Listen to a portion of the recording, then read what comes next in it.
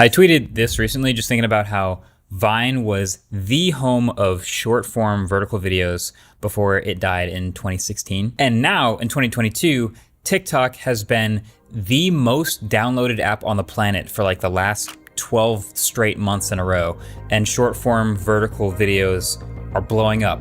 And I could reach no other conclusion than Vine was ahead of its time. You might look at the electric vehicle revolution that's happening right now around us and think, wow, we have a lot to thank Tesla for. But Tesla wasn't anywhere near the first electric car. That would technically be in the 1890s, but even in the 1990s, there was an electric car from GM called the EV1. It was this little two-door electric coupe with a 55-mile range that sold less than 2,000 units before being discontinued, removed from the road, and crushed. Now, of course, years later, EVs are on the rise. Everyone's turning their car companies entirely electric from the inside out, but no one remembers the GM EV1 because it was ahead of its time. And so that got me thinking. There have been so many products that have launched over the years that have failed, but just because the world wasn't ready for them yet. And I have a few favorites that have come to mind. And so these are my top favorite 3 gadgets that were ahead of their time. So number 3, Google Glass. This one's a classic. I think a lot of people remember Google Glass, but probably forget some of the crazier details. So first of all, this was back in 2013, nearly a decade ago. And they revealed it in the craziest way. They had skydivers literally jump out of a blimp while streaming an entire skydive live through Google Hangouts straight from Glass, where they eventually landed on top of the building Google I/O is happening in. Then they tore through the insides on bikes to get up to the stage. I mean, that's a pretty grand reveal for a pair of smart glasses with a head-mounted projection display that would give you extra contextual information about the world around you. I do remember this being the first genuinely useful looking pair of AR glasses though. So you could see turn-by-turn navigation in front of you with Google Maps. You could ask Google Assistant questions with your voice and just get it to show you results anywhere you're at. Or it could show you your notifications from your phone as they came in. Now, it was super nerdy to want to do all of this hands-free all the time by wearing something on your face, but even at $1,500, there was a lot of interest from nerds like me, but just general curiosity from the public. And Google actually made this Explorer edition that was a super limited edition run that would help them test them in real life. But pretty quickly, there started to become problems. I mean, I guess the first problem was that it looked like this, which, you know, I mean, it's cool that you have a camera and you can see like a first person view of photos and videos of things and share them. But this was 2013 and people were absolutely not ready for people wearing a camera and a computer on their face. It didn't have any sort of visual indicator on the outside that you were recording or taking photos. So people started getting kicked out of movie theaters while wearing them because security thought they might be recording the movie.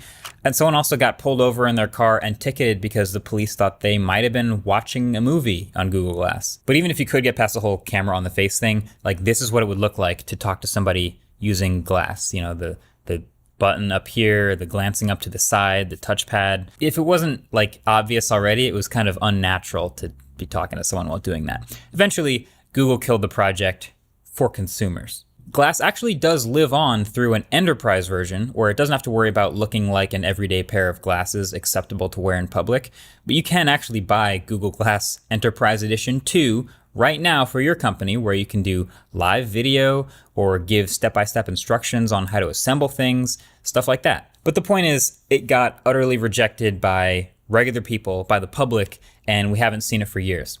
But it's 2022 now, and it's very clear that head-mounted displays, VR and AR are all, again, right on the horizon and about to explode again. Snapchat has made multiple versions of their spectacles that let you share the world from your first-person perspective. That's a camera on your face. Facebook partnered with Ray-Bans to make some sunglasses that record video and photos. That's also a camera on your face. And Apple, of course, has had a rumored AR or VR headset for what feels like years now, probably coming out in the next year or two. And knowing Apple, designed to be worn and accepted by regular people. And even at I/O this year, kind of a callback, Google did a one more thing, and it was a pair of AR glasses, but this time focusing on live translation. So not quite the same thing as Google Glass, but still, it's a start. Google Glass walked so these could run. They were for sure ahead of their time. All right, so number 2 was the Samsung Galaxy camera. So this was a bit of a lesser known gadget. Some of you might remember it, but it was one of my favorite things ever, so I want to give it its flowers. So this was 2012. This is the same year as the Galaxy S3, but this was basically a whole mirrorless camera with a Galaxy S3 on the back. So this is a 16 megapixel camera with a 21x optical zoom lens on the back, all the processing power of a Galaxy S3 with a quad-core chip, onboard storage, 1 gig of RAM, and it was running the newest version of Android, which at the time was Android 4.1. Basically, the only thing it was lacking was an actual cellular radio to be able to make phone calls. If you ask me, great product idea. Great idea. Like, obviously, most cameras have pretty bad UIs as far as navigating through them, but even if they are pretty good, they don't have an internet connection and a phone on the back. And so how often are you just trying to take a picture and then do some quick edits in Lightroom and then put it on Instagram? Like, just that quick workflow right there. All the time. That's exactly what this was built to do. It had a smartphone display, it had great performance, it had the UI for it. It was a dream. So why did this fail? Well, you could blame it on social media being a little bit older. You could blame it on maybe a camera market being too small at that time. People didn't want a dedicated camera. But at the end of the day, the real reason was, turned out the camera wasn't that good. The actual quality of the photos weren't that much better or easier to take than a Galaxy S3 in the first place.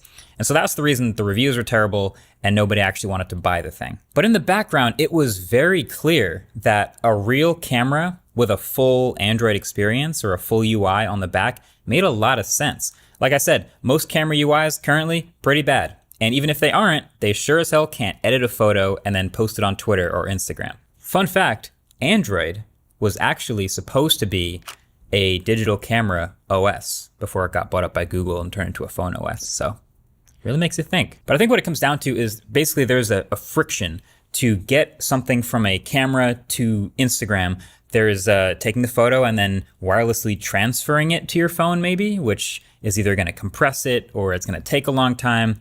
And so most people would just take a photo with their smartphone. It's easy. It's good enough. But for photographers, for the creator class, for people enthusiasts like myself, that friction between getting a good shot and putting it online is the problem. Now, there are other cracks at solving this. There were 2 generations of the Galaxy camera before it was canceled. Last year, Zeiss made a camera called the Zeiss ZX1. It's a full frame camera with a fixed 35mm f2 lens that ran Android. And it also had Lightroom Mobile and Instagram pre-installed, which let you edit right there on the screen and immediately post. But it was also $6,000, which is entirely out of reach for most people. And also you couldn't install any other app besides Lightroom and Instagram. And then there have been plenty of attempts from companies to make phones that have all of the features of a full-time camera. So Panasonic CM1 comes to mind. This is from 2014. And this had a 1-inch 20 megapixel sensor and a 28mm f2.8 Leica branded lens. Definitely looked like a full-blown camera, but the rest of the phone wasn't good enough to justify people buying this one. And we even had Sony try add-on lenses for your phone. So here's another name for you, Sony QX10. I actually owned one of these. I never reviewed it, but it was a separate camera and lens that connects to your phone via Bluetooth and pairs via NFC and just latches to the back of your phone to give you a better camera. But even that was $250 and didn't work perfectly every time.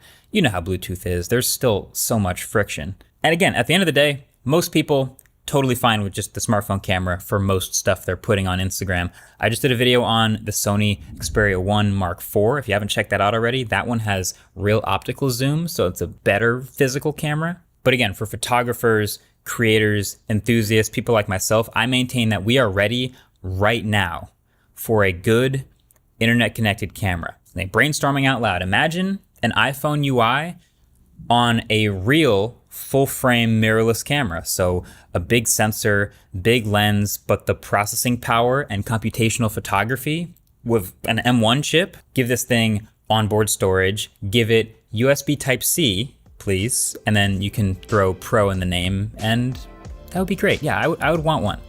But until then, Yeah, Galaxy camera was ahead of its time. So then number 1, last but not least, is the Motorola Atrix. Does anybody remember the Motorola Atrix? This was a smartphone. It was the first phone with a dual-core Tegra 2 processor, and it was the first Android phone with a fingerprint sensor, powerful stuff. But most importantly, it could connect to something called the Motorola Lap Dock to give you a full laptop experience powered completely off of your phone. It's like, whoa, wait a second. What is a computer, right? I think we all basically like the general idea, the concept that you only buy one computer. And then you plug this one smallest computer into bigger and bigger shells to become a bigger and bigger form factor and a bigger and bigger computer because it's so powerful at its core, right?